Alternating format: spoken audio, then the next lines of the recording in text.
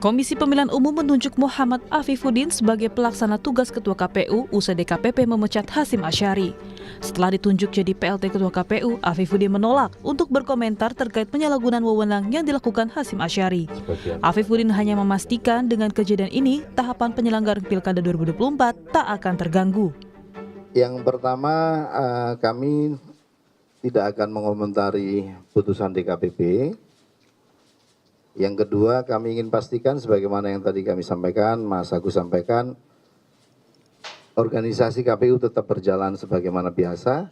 Kita akan lakukan percepatan langkah untuk kemudian menyiapkan tahapan pilkada. Sebagaimana kita tahu, hari-hari ini tahapannya ya berkutat pada pencalonan dan selanjutnya nanti ada masa kampanye dan seterusnya. Sebagaimana tadi kami sampaikan, pertama kami tidak akan mengomentari putusan DKPP karena sifatnya bukan kelembagaan. Sementara Presiden Joko Widodo menanggapi putusan DKPP yang memecat Ketua KPU Hasyim Asyari atas dugaan tindak asusila. Jokowi menegaskan pemerintah menghormati kewenangan DKPP dalam memutuskan pemberhentian Hasyim Asyari. Namun pemerintah memastikan Pilkada serentak 2024 tetap berjalan dengan baik, lancar, jujur, dan adil. Pemerintah menghormati kewenangan DKPP dalam memutuskan itu. Dan pemerintah juga akan memastikan bahwa pilkada tetap berjalan dengan baik, lancar, nantinya jujur dan adil. Hasyim Asyari diberhentikan dari jabatannya sebagai Ketua KPU oleh DKPP atas kasus tindakan asusila. Kasus berawal dari laporan korban yang bertugas sebagai panitia pemilihan luar negeri di Belanda pada April 2024. Tim Liputan Kompas TV. Dewan Kehormatan Penyelenggara Pemilu atau DKPP memberhentikan Hasyim Asyari karena terbukti melanggar kode etik dan pedoman perilaku penyelenggara pemilu dalam bentuk tindak asusila. Rentetan pelanggaran yang dilakukan Hasyim tentunya berpengaruh terhadap citra dan kredibilitas KPU selaku lembaga penyelenggara pemilu. Lalu bagaimana legitimasi pemilu pasca kasus Hasyim ini, terutama menghadapi Pilkada serentak 2024? Akankah penyelenggaraan Pilkada serentak ini di depan mata ini bisa terlaksana sesuai rencana? Kita ulas bersama sejumlah narasumber yang hadir melalui sambungan virtual.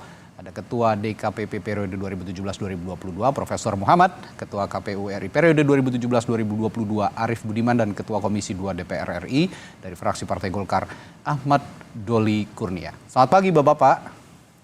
Pagi, Assalamualaikum. Waalaikumsalam warahmatullahi wabarakatuh. Saya ke Prof Muhammad dulu. Prof, atas kasus ini apa yang menjadi catatan Anda dan respons Anda Pak Muhammad? Ya, jadi pertama KPU itu bersama Bawaslu dan DKPP sebagaimana mandat undang-undang adalah satu kesatuan penyelenggaraan fungsi. Ekspektasi publik, harapan partai politik, harapan masyarakat terhadap bagaimana KPU itu benar-benar bisa menjadi sebuah lembaga yang independen, lembaga yang bisa dipercaya untuk mengelola suara-suara masyarakat. Bahwa semuanya orang berharap KPU kita ini atau Bawaslu dan DKPP adalah lembaga-lembaga yang kredibel.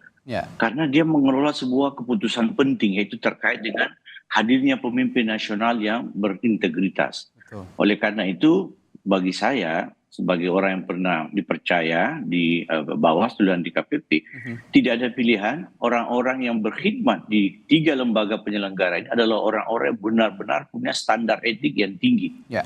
Karena masyarakat sekali lagi sangat besar harapannya. Saya sering menyebut KPU, Bawaslu dan DKPP itu sebagai wasit pemilu. Kalau pertandingan wasitnya fair, maka akan bisa diterima hasil pemilu itu, hasil pertandingan itu.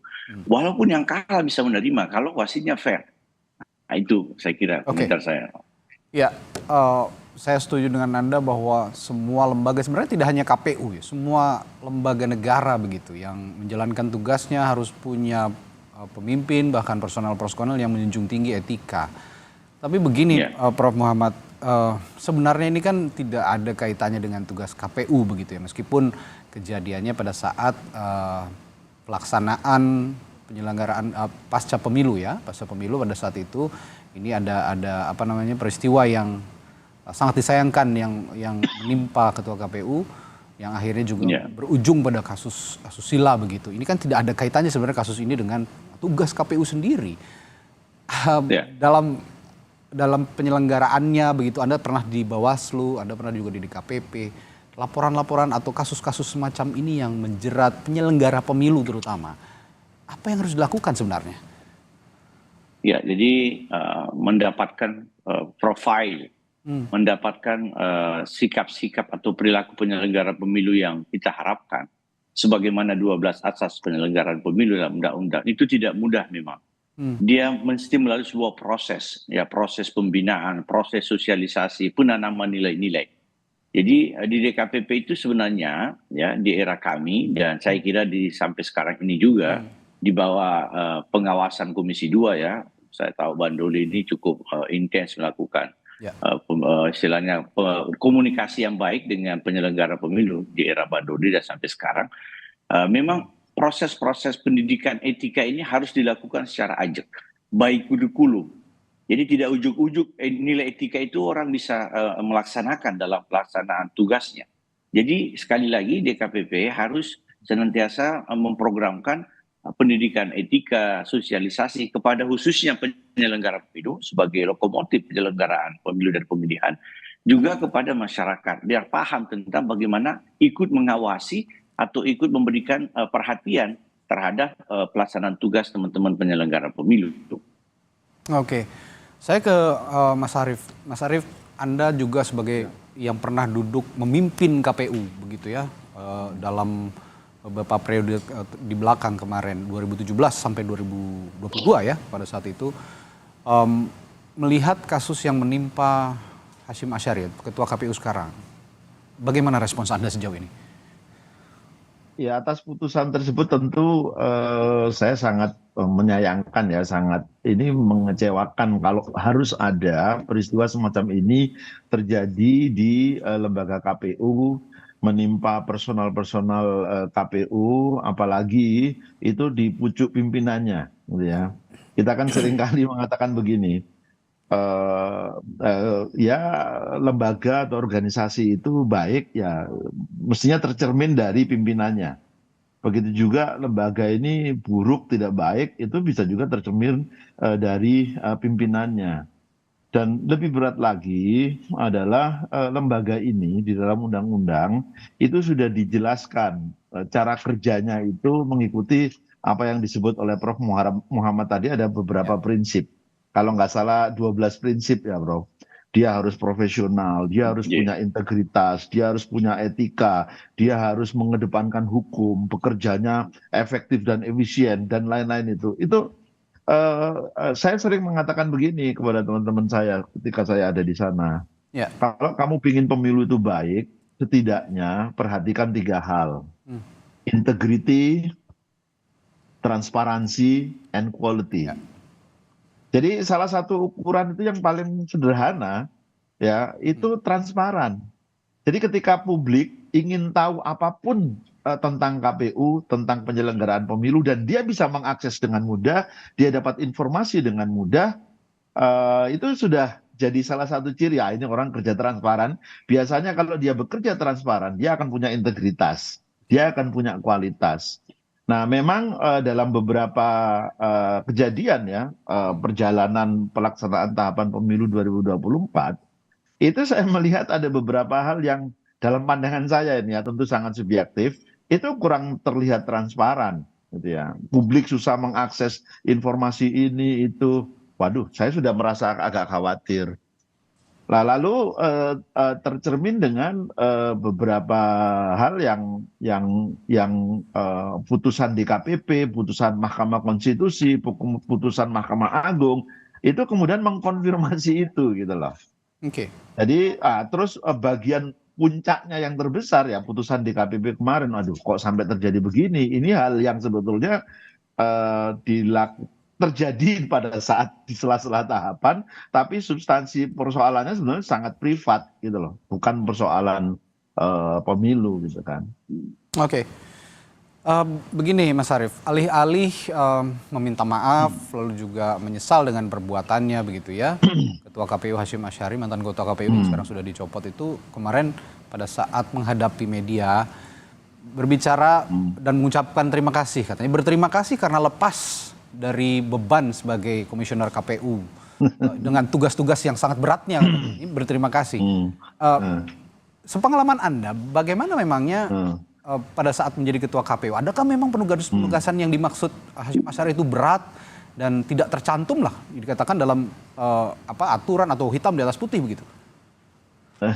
Sebetulnya setiap orang yang sudah dari awal ya, dia memang meniatkan dirinya untuk menjadi penyelenggara pemilu. Saya kerjaannya banyak, kerjaannya berat, tapi saya menikmati itu, saya lakukan saja. 24 hours itu biasanya 2/3-nya kita kerja keras gitu ya, sampai jam 1 pagi, sampai jam 2 pagi. Itu biasa saja dan saya menikmati itu. Dan saya merasa bahwa ini amanah besar dari negara. Jadi jangan dianggap sebagai beban berat, bahwa ini pekerjaan berat, ya. Tapi saya tidak pernah merasakan itu sebagai beban. Maka saya enjoy saja melakukan apapun ya. Nah, atas kejadian ini, tentu ini sangat memilukan ya. Publik tentu bertanya-tanya kok integritasnya kemudian terpotret melalui putusan DKPP seperti ini, gitu ya. Jangan-jangan nanti publik kan pasti berspekulasi nih, menduga-duga bagaimana dengan yang lain. Karena kalau saya lihat informasinya, laporan di DKPP, Prof, itu kejadian yang semacam ini ya terkait dengan peristiwa asusila ini bukan satu-satunya gitu loh. Masih ada beberapa sudah diputus, beberapa sekarang sedang dalam proses persidangan gitu ya. Jadi ini memang jadi cermin. Maka harapan kita, tentu harapan saya gitu ya sebagai masyarakat, ini jadi pelajaran berharga untuk penyelenggara pemilu, seluruh penyelenggara pemilu, provinsi, kabupaten, kota, bahkan teman-teman ad hoc. Karena November 2024 ini kita akan punya gawe besar. Pilkada di seluruh provinsi dan seluruh kabupaten kota. Ini pertaruhan besar. Kita bangun kepercayaan publik, kita jaga kepercayaan publik, sehingga mereka nanti bukan hanya mempercayai hasilnya, tapi prosesnya pun juga dipercayai oleh mereka. Oke, kembali ke Prof. Muhammad. Prof, kalau melihat kasusnya Pak Hashim Asyari ini pertimbangan hukuman yang diberikan oleh DKPP apakah sudah pantas? Karena sebelumnya juga kalau kita lihat tidak hanya kasus yang terakhir dihadapi Hashim Asyari begitu, Ketua KPU Hashim Asyari, tapi ada kasus sebelumnya juga yang sempat diperingatkan oleh DKPP. Ada rentetan pelanggaran lah yang dilakukan oleh Ketua KPU pada saat itu Hashim Asyari. Apa Anda melihat sudah pas jadi dengan rentetan pelanggaran yang sudah terjadi selama ini, Prof. Muhammad? Iya. Jadi yang disampaikan oleh sahabat saya Ari Budiman itu benar, bahwa paling tidak di era saya dan saya pantau sekarang ini ada peningkatan kasus-kasus non pemilu ya, non tahapan itu seperti sampaikan Pak Arief tadi, yaitu kasus asusila. Nah, semalam tadi setelah kasus Pak Hashim ini kita dengar lagi di Pati itu ada lagi laporan komisioner yang diduga selingkuh dengan stafnya. Waduh, itu belum selesai kasus Pak Arief, itu ramai lagi, viral lagi, dan ada lagi yang belum terekspos ya. Jadi memang laporan itu saya lihat cenderung meningkat. Saya kadang-kadang bertanya, apakah karena mereka stres ya? Stres sehingga beban menganggap sebagai beban tugas yang terlalu berat ya. Atau mungkin, tapi di era Pak Arief tidak seperti itu juga ya, walaupun tugas pilkada serentak ini kan di era Pak Arief sudah berlangsung gitu. Jadi tidak menganggap sebagai beban. Saya setuju Pak Sehingga Arief, maksud Anda perilaku menyimpang itu dianggap sebagai hiburan karena stres begitu ya Pak Muhammad ya? Itu kita prihatin, itu perilaku yang tidak semestinya. Saya menduga dan mudah-mudahan dugaan saya tidak benar ya. Karena di era kami dan Pak Arief, misalnya almarhum Pak Husni juga, itu pemilu itu tidak ringan-ringan juga loh. Itu pilkada pemilu serentak nasional, pilkada serentak nasional. Tapi posisi kita menganggap bahwa ini memang tugas mulia ya. Dan beban kita tidak menganggap sebagai beban, sehingga kita enjoy lah. Di tengah-tengah beratnya tugas itu, kita menilai ini kesempatan emas untuk kita berkhidmat kepada negara. Nah, terkait dengan pertimbangan DKPP, ya kalau menurut saya kan sangat detail lah alasan penjatuhan sanksi itu. Ya. Memang sebaiknya begitu untuk transparansi ya, karena KPU Bawaslu dan DKPP sebagaimana disampaikan oleh Pak Arief tadi itu perlu bekerja dengan nilai atau asas transparansi. Nah, DKPP sudah menjelaskan detail kenapa kemudian Pak Hasim itu harus diberi sanksi yang terberat. Ya, jadi memang saya membacanya sendiri itu agak betul-betul terus terang kaget lah. Ya, Pak Hasim itu dekat dengan saya, sebagaimana Pak Arief juga dekat dengan kami semua. Ya, sekali lagi manusia biasa. Saya berharap kita tidak terlalu jauh menghardik Pak Hasim, terlalu menjudge sebagai orang tidak beretika. Tapi secara kaitannya dengan tanggung jawab sebagai ketua KPU, ya beliau sudah menerima konsekuensinya. Nah, saya berharap ini menjadi pelajaran yang baik bagi teman-teman penyelenggara semuanya. Semoga tidak terjadi lagi seperti itu. Oke, tapi secara keseluruhan ini kita sekarang berbicara tugas pokok ya, di samping kasus yang dihadapi. Di luar itu, kita juga tidak bisa terus-menerus untuk menghakimi begitu.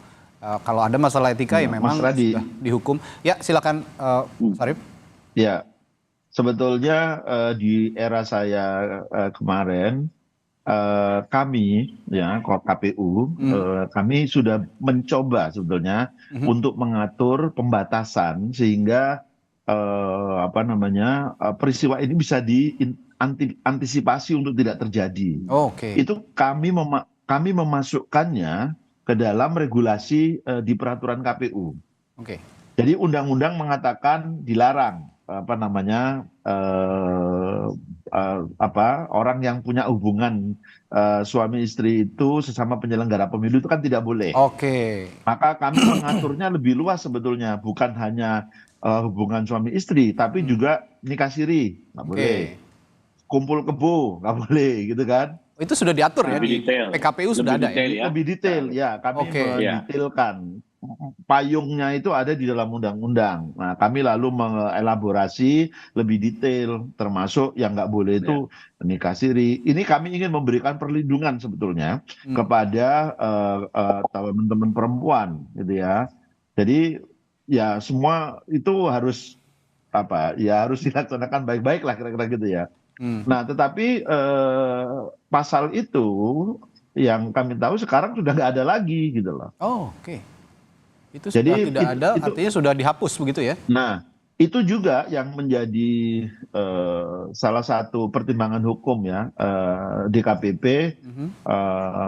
Ya ini kok sudah dianggap sudah ada niat. Kok sampai regulasinya pun kemudian diubah gitu loh. Kami sebetulnya sangat menyayangkan karena membuat satu pasal sampai dengan kemudian kesimpulan menentukan bahwa baiklah pasal ini kita atur demikian. Itu kan perjalanannya panjang. Kita undang expert meeting, kita undang dialog publik ya, partai politik kita undang, kemudian akademisi kita undang, banyak gitu, sampai dengan rapat konsultasi dengan pemerintah dan DPR, lalu sinkronisasi dengan Kementerian Hukum dan HAM, dan berikutnya udah nggak ada lagi gitu loh. Jadi saya sebetulnya ya berharap ya dengan adanya regulasi itu kejadian-kejadian yang tidak kita inginkan itu bisa diminimalisir gitu. Oke, ini sudah ada aturan yang ditetapkan untuk melindungi agar semua elemen di KPU ini tidak terlibat kasus-kasus seperti yang dihadapi Pak Hasim sekarang, tapi malah peraturannya diubah begitu ya, pasalnya sudah tidak ada lagi. Tapi begini Mas Arief, saya juga tertarik dengan pernyataan atau pandangan dari Prof. Muhammad tadi. Apakah betul memang seberat-beratnya tugas KPU itu mengakibatkan anggota di dalamnya ataupun elemen-elemen yang di dalamnya itu sangat punya tekanan yang besar sehingga mengakibatkan stres begitu, sehingga ada upaya-upaya ya untuk ada relaksasi lah begitu supaya tidak terlalu stres begitu, dan muncullah kegiatan yang bermacam-macam. Kalau positif ya tidak apa-apa, tapi kalau negatif seperti yang dihadapi Pak Hasim ini juga yang tidak diinginkan bersama. Tapi apakah kondisinya seberat itu, Mas Arief? Ya sebetulnya nggak ada yang mengelak ya, tugas penyelenggara pemilu itu sangat berat, terutama di masa tahapan. kalau selesai tahapannya. Tetapi sekali lagi ketika kami direkrut, itu tahapannya kan banyak, bukan hanya persoalan administrasi, tapi juga kesehatan kita, tapi juga mental kita, tapi juga teamwork kita. Oke. Jadi salah satu poin yang saya masih ingat itu adalah bekerja di bawah tekanan. Ada Karena poin itu ya. ada. Oke. Nah, saya ingin memberi salah satu contoh ya. Kalau kita kerja di tempat lain, misalnya kita mau apa? Mau bangun jalan misalnya.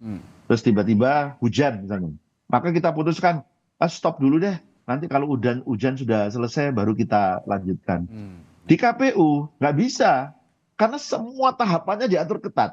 Tahapan ini harus berakhir tanggal sekian. Simultan Tahapan begitu ini ya? harus tanggal terus begitu terus. Ya. Dan nggak bisa setelah kita nyampe pada tahapan ini, Oke. terus mundur balik lagi ke tahapan sebelumnya. Itu kacau. Jadi kita memang bekerja di bawah tekanan soal waktu, soal banyaknya pekerjaan. Dan tentu siapapun yang direkrut, makanya proses rekrutmennya Oke. itu harus betul-betul selektif, betul-betul baik, sehingga yang semacam ini jadi biasa bagi penyelenggara pemilu, dia tidak merasa gelisah soal itu gitu loh. Oke. Nah, saya dan Prof Muhammad di era itu beban kerja kami juga luar biasa berat. Tapi ya kita bisa menjalankan itu, menyelesaikan tugas-tugas dengan baik. Oke, ya ini saya masih berupaya untuk menghubungi juga dari DPR, Ketua Komisi 2 DPR RI. Kalau tadi bicara soal rekrutmen, soal perekrutan itu tentu akan melibatkan Dewan Perwakilan Rakyat. Nah ini juga yang nanti kita akan terus gali dari DPR untuk terus kita hubungi terus, untuk bisa juga kita tanyakan. Tapi nanti setelah jeda saya juga akan tanyakan kepada Mas Arief sebagai yang pernah memimpin KPU. Kalau ya, tindakan apapun, tindakan pelanggaran etika apapun tentu tidak dibenarkan, apalagi tindakan asusila. Tapi setidaknya apakah sebelumnya ada upaya seperti penyuluhan psikologis begitu untuk para anggota KPU dan juga elemen-elemen yang ada di dalamnya supaya kejadian-kejadian seperti ini ya pelanggaran etika tidak hanya tindak asusila apapun itu bisa terhindarkan. Saya akan tanyakan itu nanti ke Arief Budiman, mantan komisioner atau ketua KPU setelah jeda di Sapa Indonesia Pagi. Tetaplah bersama kami. Sebelum jeda kami masih membahas tadi persoalan yang dihadapi KPU saat ini, di mana Ketua Komisi Pemilihan Umumnya yang sudah dicopot oleh DKPP terjerat dalam tindak asusila, pelanggaran etik. Nah, yang saya tanyakan tadi sebelum jeda ke Mas Arief Budiman sebagai yang pernah menjabat sebagai Ketua KPU yang dulu, apakah ada penyuluhan secara psikologis dan periodik dilakukan terhadap para anggota KPU dan juga elemen-elemen yang ada di dalamnya gitu untuk mencegah tindakan-tindakan yang melanggar etika ini terjadi? Ada, Mas Radi. Oke. Jadi KPU provinsi dan KPU kabupaten kota yang sudah kita rekrut, sudah kita pilih, itu kita lakukan pembekalan. Namanya orientasi tugas. Nah gitu. Jadi kita jelaskan semua apa tugas-tugasnya, bagaimana membangun relasi dengan stakeholder, bagaimana menjaga etika. Itu narasumbernya dari berbagai pihak ya. Ada termasuk teman-teman DKPP, teman-teman Bawaslu. Biasanya mereka kita minta untuk menjelaskan kalau Bawaslu dari sisi pengawasan, kalau DKPP dari sisi etika, terus para akademisi, kami undang semua, gitu loh. Ya. Tapi memang pola orientasi tugas hasil rekrutmen yang sekarang dan yang kemarin agak sedikit berbeda ya. Tapi apa bedanya, Mas Arief? Itu dikonfirmasi dengan teman-teman KPU yang sekarang aja. Karena saya kan nggak mengikuti. Saya khawatir salah karena saya tidak. Tapi tidak kalau dari luar terlihat perbedaannya seperti apa memang? Saya merasakan ada cara berrelasi yang agak sedikit berbeda gitu ya. Biasanya begini, begitu kami ini mengakhiri tugas gitu ya, purna tugas, maka KPU terpilih itu biasanya mengundang generasi-generasi sebelumnya untuk melakukan knowledge sharing, experience sharing gitu. Jadi kita tahu bagaimana berrelasi, bagaimana apa yang terjadi dulu. Hari ini saya bahkan belum pernah sekalipun diundang ya untuk ya menilai tidak ada yang penting dari saya, Tidak ada urgensinya begitu ya untuk tidak ada mengundang. urgensinya, ya nggak apa-apa, itu kan sebuah pilihan gitu ya. Pak.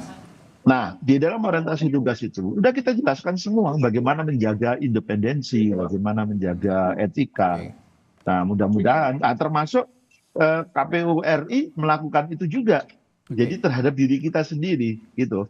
Kita biasanya melakukan apa yang disebut knowledge sharing, experience sama training, teamwork biasanya. Jadi kami bertujuh itu kan mungkin sudah saling mengenal, tapi kadang-kadang kan di antara kita belum mengenal terlalu dalam secara individual, secara pribadi, gitu ya. Nah, kita melakukan training itu supaya kita lebih saling mengenal secara personal, sehingga teamwork kita itu menjadi sangat bagus. Oke, baik. Prof. Muhammad, Anda juga sebagai orang yang pernah memimpin Bawaslu, pernah juga di DKPP. Saya melihat tugas Bawaslu juga tidak hanya mengawasi penyelenggaraan pemilu, tapi lembaga penyelenggara pemilunya pun dalam hal ini KPU juga harus tetap diawasi begitu kan, kalau kita lihat, terutama untuk masalah etik ini. Apakah Bawaslu juga punya kewenangan begitu untuk ya setidaknya mengingatkan untuk para penyelenggara pemilu, terutama KPU, untuk jangan keluar dari norma-norma saat bertugas, terutama norma etika, apalagi melanggar etikanya malah sampai tindak susila seperti ini. Apakah ada kewenangan itu, Pak Muhammad? Ya, sebenarnya KPU Bawaslu itu setara ya dalam undang-undang. Jadi posisi walaupun misalnya disebut Badan Pengawas Pemilu, Ya. tapi concern Bawaslu itu adalah mengawasi tahapan yang dikelola oleh KPU. Oke, saya kira bagus ya, seperti yang sampaikan Cak Arief tadi, bahwa sebagusnya memang ya ada sharing knowledge lah, jadi mengundang para penyelenggara periodenya, karena itu kan sudah dilewati di luar ya. Kata orang tua kita dulu kan, kamu harus berguru kepada orang yang sudah duluan melewati jalan itu. Nah, saya heran juga nih kalau sekelas Cak Arief yang menurut saya berhasil mengelola pemilu dan pilkada itu tidak pernah diajak diskusi oleh KPU sekarang. Kalau di era saya itu kita intens berkomunikasi Cak Arief dengan Bawaslu sekarang, bahkan dengan DKPP. Saya beberapa kali diundang oleh DKPP sekarang. Ya paling tidak mau menanyakan atau mau berbagi pengalaman. Jadi itu menurut saya harusnya tidak terjadi. Jadi Bawaslu sebenarnya tugas utamanya mengawasi tahapan. Tapi namanya saling mengingatkan bagus. KPU mengingatkan Bawaslu, Bawaslu mengingatkan KPU, dan terutama DKPP menurut saya memang punya fungsi ya secara khusus melakukan penegakan kode etik. Penegakan kode etik itu tidak saja persidangannya, ya pemeriksaan persidangannya, tapi juga adalah bagaimana menciptakan atau membangun sebuah kesadaran etik melalui sosialisasi, pendidikan etik dan seterusnya. Demikian. Oke, yang dimaksud tadi memang saling mengingatkan itu penting, dan juga tadi yang dimaksud Mas Arief reach out gitu ya, merangkul kembali komisioner-komisioner terdahulu begitu untuk sharing knowledge. Nah, ini juga menurut pandangan saya ini salah satu upaya untuk mengurangi pressure yang tinggi, tugas yang berat tadi, karena pengalamannya bisa dibagi, bebannya juga bisa terbagi, kira-kira begitu ya Prof. Muhammad? Iya benar. Jadi KPU itu sebenarnya kan lembaga publik. Ya, dia tidak eksklusif ya, walaupun dia punya kewenangan yang spesifik mengatur tahapan, tapi dia harus bisa mendengar suara publik, bisa mendengar masukan, dan alhamdulillah kalau komunikasi itu bisa dibangun, potensi-potensi pelanggaran kan bisa dicegah tuh, saling mengingatkan. Bukankah juga semua agama selalu mengingatkan kita wa tawassaw bil haq wa tawassaw bis sabr. Itu kan pesan penting bahwa dimanapun Anda berada, Anda butuh orang lain. Karena biasanya yang paling genuine, yang paling objektif, yang paling relatif netral melihat tugas kita itu orang lain, bukan kita. Kalau kita menilai diri kita itu kayak mungkin saja ada yang lewat. Tapi kalau orang di luar lembaga kita memberi masukan, itu kan biasanya bisa melihat hal-hal yang bisa jadi belum diperhatikan atau belum diatensi oleh teman-teman KPU dan Bawaslu misalnya. Jadi itu penting saya kira ya, untuk saling mengingatkan. Ya, oke. Ini juga penting untuk saling mengingatkan, dan itu tadi beban juga bisa terbagi. Kami juga masih berupaya sekarang ini untuk menghubungi anggota Komisi 2 DPR RI. Kita akan berbicara soal perekrutan, bagaimana yang ideal untuk merekrut seorang anggota KPU atau komisioner KPU. Tapi saya juga akan menanyakan ke Mas Arief soal secara finansial lah ya, anggota KPU, komisioner KPU itu sebenarnya sudah layak kan ya, sudah maksudnya sudah memenuhi semua kebutuhan yang dibutuhkan oleh seorang anggota KPU secara finansial, baik dari gaji, tunjangan, karena sekarang juga ada kritik cukup deras begitu mengalir ke KPU yang dinilai oleh publik ya sedikit bergaya hidup mewah begitu, dan ini yang juga mungkin saya tidak bisa menghakimi juga punya pretensi untuk melakukan tindakan-tindakan yang melanggar etik. Bagaimana pandangan Anda soal ini, Mas Arief? Mohon maaf, masih di mute sepertinya, Mas Arief? Ya. Oke, baik, silakan. Ya, semua orang tahu karena itu dokumen publik ya. Ya. Berapa gaji ketua KPU, berapa gaji anggota KPU, berapa juga penghasilan seluruh jajaran sekretariat jenderal dan sekjen ya. Orang bisa menilai lah kita mau ngapain, pergi kemana, menggunakan apa, bergaya seperti apa, dengan penghasilan yang seperti itu kira-kira sesuai apa tidak gitu ya. Okay. Makanya peristiwa yang terungkap ya pada saat RDP di DPR beberapa waktu yang lalu, penggunaan private jet, penggunaan mobil dinas sebanyak 3. Saya dulu waktu bersama Prof Muhammad satu era itu, kita itu mobilnya 1 saja ya, nggak ganti-ganti ya Prof ya. Gitu. Ya, Sekarang bahkan yang ini mohon maaf ya, ini yang terungkap di DPR ya. Jadi jangan orang salah tangkap nanti, kok Pak Arief, berarti Pak Arief cemburu nih, dulu nggak ada. Iri begitu ya, karena nggak punya bukan, fasilitas yang sama. Karena saya paham betul berapa anggaran yang dialokasikan untuk KPU, digunakan untuk KPU. Bahkan dalam beberapa aktivitas di kantor KPU yang saya lihat di televisi, karena saya nggak pernah masuk ke sana ya. Itu bahkan ruangannya sangat mewah banget gitu loh. Saya cas laptop dulu ya, ini baterainya udah mau habis. Oke. Baik, oke. Nanti kita sambung. Oke, nanti disambung lagi. Saya ke Prof Muhammad dulu kalau begitu. Prof, sambil menunggu perbaiki sambungan komunikasi dengan Mas Arief. Saya juga ingin tanyakan soal, ini kan soal DKPP sudah putus begitu ya, sudah memutus bahwa ketua KPU diberhentikan dan harus ada gantinya tentu saja. Dan kemarin juga KPU sudah berkonsolidasi untuk segera menetapkan ketua yang baru. Nah, ini jarak sampai ketua KPU definitif yang menjabat baru ini dilantik ataupun ditugaskan itu biasanya berapa lama, Prof? Ya, kalau dalam undang-undang itu disampaikan bahwa harusnya segera dilakukan proses pergantian antar waktu. Oke. Nah, tentu prosesnya juga sudah diatur dalam Undang-Undang 7 2017 tentang pemilu. Nama-nama itu kan pada saat seleksi 5 tahun awal sudah ada 14 nama. Jadi tinggal DPR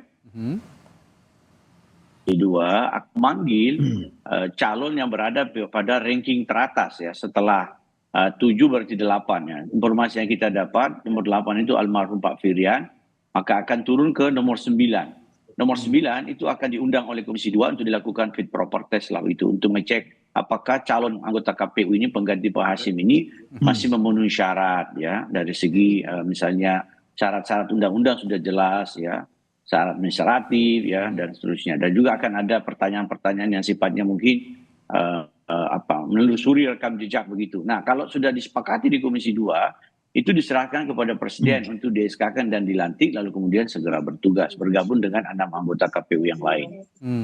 Jadi harusnya prosesnya tidak lama, karena calonnya sudah siap gitu. 14 nama itu sudah siap gitu. Diambil dari calon-calon anggota KPU yang sebelumnya tidak terpilih, tapi punya katakanlah suara yang paling besar, mendekati begitu ya? Iya. Jadi pada nomor urut berikutnya. Berdasarkan ranking, ya 8 karena almarhum Pak Firian tentu sudah tidak memungkinkan. Yang nomor 9 ya, nanti akan dicek apakah dia masih memenuhi syarat atau tidak.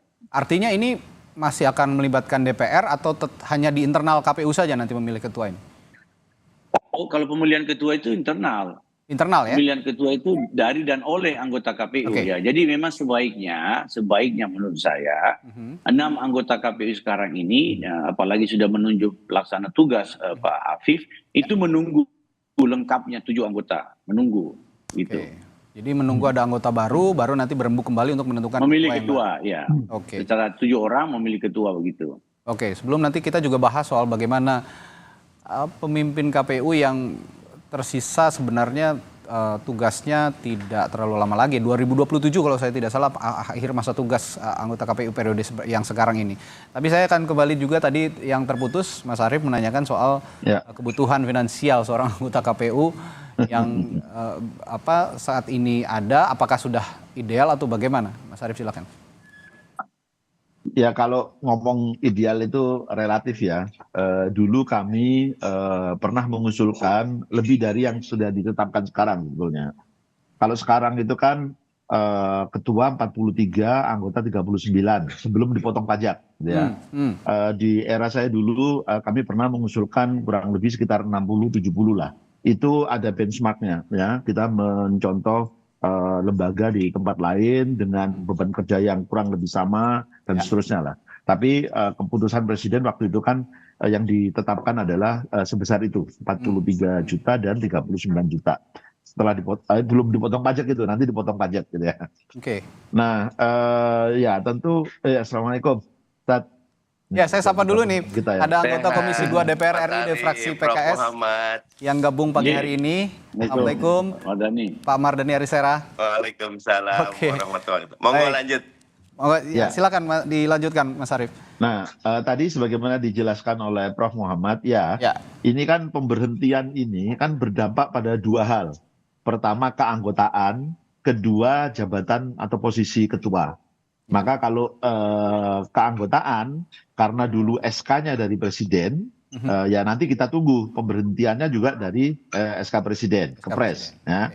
Setelah itu pemilihannya dulu kan juga melalui fit and proper di DPR. Nah, maka nanti ranking 8 sampai dengan ranking 14 akan dicek oleh Komisi 2 urutannya. Nomor 8 tadi disebutkan oleh Prof. Muhammad, memenuhi syarat enggak? Kalau memenuhi syarat ya nomor 8. Tapi kalau tidak memenuhi syarat karena almarhum sudah meninggal dunia, maka nomor 9 dicek. Kalau memenuhi syarat ya sudah nomor 9. Kalau tidak memenuhi syarat lanjut lagi ke nomor 10 dan seterusnya. Nah, setelah dilakukan pemilihan itu kemudian dibuat kepresnya, lalu kemudian KPU menjadwalkan rapat pleno untuk pemilihan ketua. Nah, barulah setelah itu ada ketua definitif. Walaupun ya sebetulnya kalau KPU sekarang mau melakukan pemilihan ketua definitif itu boleh juga. Kenapa? Karena jumlah yang masih tersisa itu masih memenuhi quorum. Nah, kalau masih memenuhi quorum, rapat pleno itu bisa mengambil keputusan, menetapkan keputusan. Nah, termasuk salah satunya adalah memilih ketua KPU. Kami dulu pernah melakukannya. Ketika almarhum Pak Husni meninggal, kami menunjuk PLT waktu itu, Pak Hadar Nafis Gumai, lalu PLT tugasnya adalah menjadwalkan rapat pleno, mengundang rapat pleno, lalu memilih ketua. Dan itu kita lakukan pada saat itu. Oke, sekarang saya ke Pak Mardhani sebagai anggota parlemen yang juga menyeleksi anggota-anggota KPU sebenarnya di Komisi 2 begitu ya Pak Mardhani ya. Kalau melihat, saya sebelum menanyakan proses rekrutmen, saya minta komentar dulu dari Pak Mardhani soal apa yang dihadapi yang sekarang terjadi oleh Ketua KPU yang sudah dinonaktifkan, sudah tidak bertugas, Hashim Asyari. Bagaimana Anda melihat kasus yang dihadapi Hashim Asyari ini, Pak Mardhani? Ya, bismillahirrahmanirrahim. Yang pertama tentu ini mengejutkan dan menyedihkan ya, karena penyelenggara pemilu itu pilar utamanya adalah trust, kepercayaan. Apa yang sudah dilakukan DKPP adalah sistem yang kita buat. Ini Prof. Muhammad, kawan lama, Ketua DKPP, Mas Arief, Ketua KPU. Saya menyadarinya begini, ini tamparan buat kami di Komisi 2 untuk mencari komisioner yang periode lalu ada sedikit catatan Mas Arief terkait dengan kasus suap. Nah, sekarang ada kasus seperti ini. Tetapi pandangan saya, seperti apapun kita melakukan fit proper test dan persyaratan, sistem yang ada perlu untuk kita cermati bersama. Karena tidak mungkin kejadian ini terjadi kecuali ada transparansi, akuntabilitas, dan kepercayaan ya ada kepercayaan dari keberanian dari seluruh elemen di KPU, Bawaslu, DKPP untuk berkata benar. Begitu. Jadi harus ada keberanian itu untuk berkata benar. Nah, ke depannya nih Pak Mardhani, kita bicara perekrutan. Kan tadi Pak Mardhani bilang ini sebagai tamparan juga untuk Komisi 2 sebagai pihak yang menyeleksi para anggota KPU sebelumnya, periode-periode sebelumnya. Sebelum periode ini ada kasus juga yang dihadapi komisioner KPU. Sekarang ada lagi kasus soal etika petindak susila. Ke depannya Pak Mardhani, kalau memang tindakan-tindakan seperti ini mencoreng nama penyelenggara pemilu, apalagi menampar posisi Komisi 2 sebagai penyeleksi, apa yang akan dilakukan ke depan? Saya ingat sekali, mungkin Mas Arief ataupun Prof. Muhammad, ketika fit proper test KPU yang sekarang itu, baru 2 hari fit proper test sudah beredar nama komisioner yang terpilih. Di satu wawancara TV saya katakan kalau besok nama yang diumumkan sama persis berarti memang kita tidak melakukan fit proper test dengan baik. Bahkan saya mengatakan skenarionya berjalan sesuai dengan yang diinginkan. Dan ternyata benar 7 orang itu padahal fit proper test baru separuh sudah keluar namanya, besoknya sudah ada ketetapannya, namanya persis sama dengan yang disebutkan yang terpilih itu. Nah, koreksinya, evaluasinya, jangan lagi ada bermain-main dalam proses fit proper test.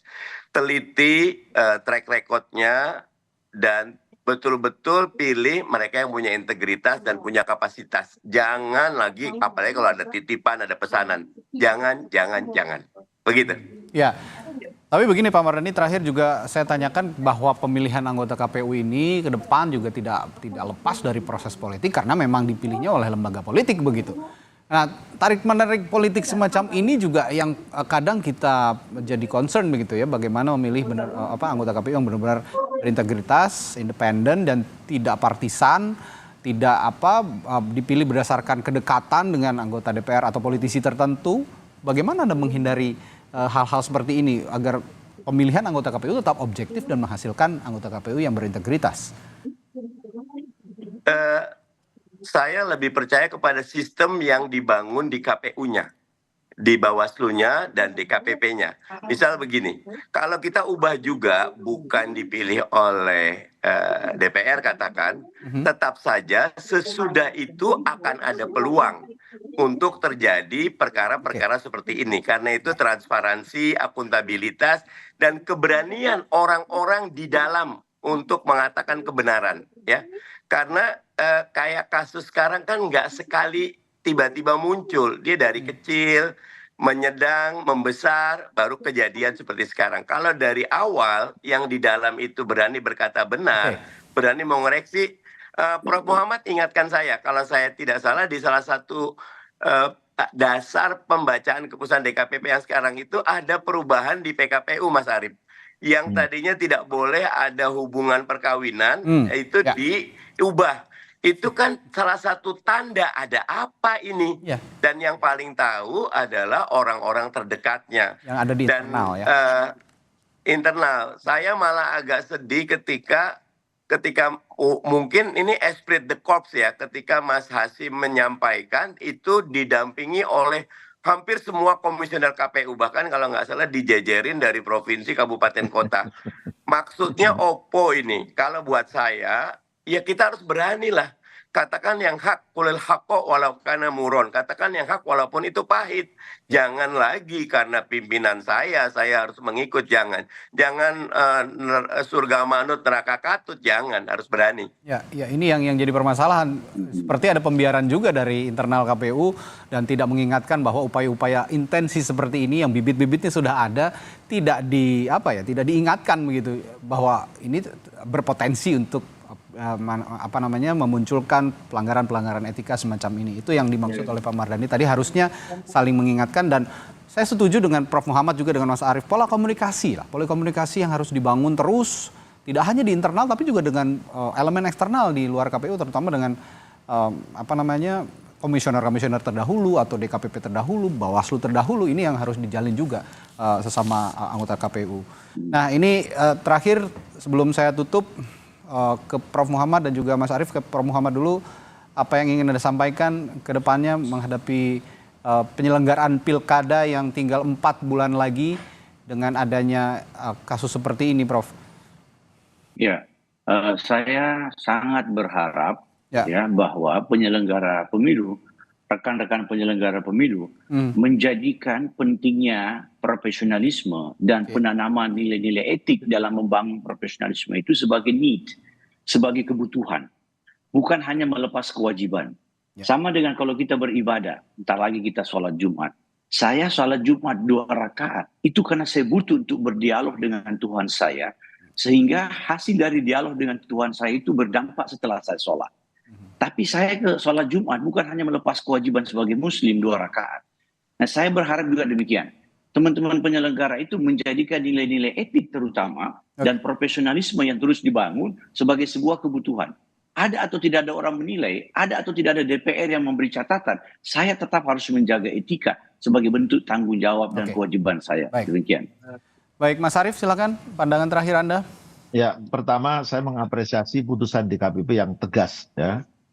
Kedua, karena masih ada juga kasus-kasus serupa, saya berharap DKPP juga memutus secara tegas supaya ini jadi pelajaran bagi semuanya. Kedua, bagi KPU saya berharap ini jadi pelajaran berharga. Pilkada 2024 itu akan jadi pertaruhan. Apakah masyarakat masih percaya kepada penyelenggara pemilu atau tidak? Bukan hanya persoalan asusila, tapi juga soal penggunaan anggaran, pertanggungjawaban penggunaan anggaran, dan seluruh rangkaian tahapan pemilu. Oke, nah terakhir ke Pak Mardhani sebagai pencetak komisioner-komisioner KPU dan juga sebagai pelaku politik ini di Pilkada 2024, melihat apa yang dihadapi KPU saat ini dan harapannya ke depan menjelang Pilkada yang tinggal 4 bulan lagi, Pak Mardhani, bagaimana? Barusan tadi 7:30 rumah saya didatangi oleh Pantarlih Kelurahan melakukan coklit untuk pilkada. Jadi pandangan saya, pilkada tidak terganggu prosesnya karena sistemnya sudah berjalan. Pejuang-pejuang demokrasi di KPU, Bawaslu, tadi dari Panwas juga hadir, luar biasa bekerja keras. Karena itu mereka yang dapat amanah hendaknya betul-betul menjaga. Walaupun lagi-lagi ini kami di Komisi 2 nanti akan lebih mendetailkan urusan transparansi dan akuntabilitas. Karena kata Bang Nabi, waspadalah kejahatan itu karena ada kesempatan. Jangan beri kesempatan. Semua kejahatan muncul, baik itu kejahatan susila, moral, ataupun kriminal. Dan itu bisa dilakukan dengan masing-masing berani untuk mengoreksi atau mengingatkan. Karena yang paling tahu, yang paling dekat. Begitu. Oke, harapan kita ke depan, KPU punya orang-orang berintegritas, bermoral, dan beretika. Ini yang diharapkan untuk menunjang kinerja mereka menyelenggarakan event-event pemilu terutama yang akan dihadapi 4 bulan lagi, Pilkada serentak 2024. Terima kasih anggota Komisi 2 DPR RI Mardhani Alisera pagi hari ini sudah bergabung menyusul, dan juga sebelumnya juga ada Ketua DKPP periode 2017-2022 Profesor Muhammad dan Ketua Komisi Pemilihan Umum Republik Indonesia periode 2017-2022 Arief Budiman telah berbagi perspektifnya pagi hari ini. Terima kasih Bapak-bapak, sehat selalu, sampai jumpa lagi. Assalamualaikum warahmatullahi wabarakatuh. Waalaikumsalam.